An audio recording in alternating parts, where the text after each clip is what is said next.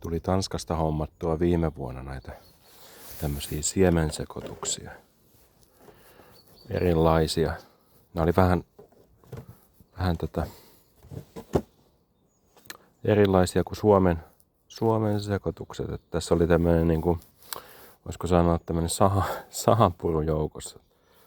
Kun ainakin ne mitä mä oon Suomessa nähnyt ja kokeillut, niin niissä on semmoinen tosi hieno hiekka niiden siementen joukossa. Niin tässä se oli niinku korvattu tommosella sahanpurutyylisellä ratkaisulla. Mä en tiedä mikä on parempia.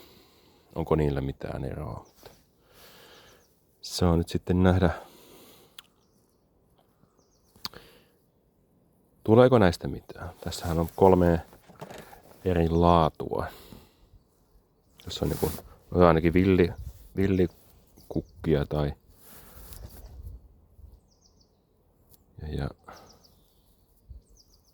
tanska, niin se ei ole se vahvin kieli kuitenkaan. Niin. Mutta kyllä mä silloin selvitin ostaessa, että mitä näissä on. Kaiken näköistä sitten ihmeteltävää mahdollisesti tulee. Toivon mukaan ainakin.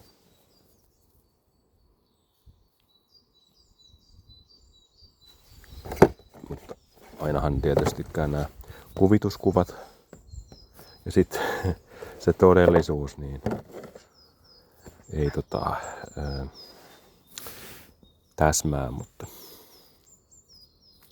sen näkee sitten kokeilemalla. Mutta eipä tässä mitään. Hyvää aprillipäivää sinne ja jatketaan harjoituksia.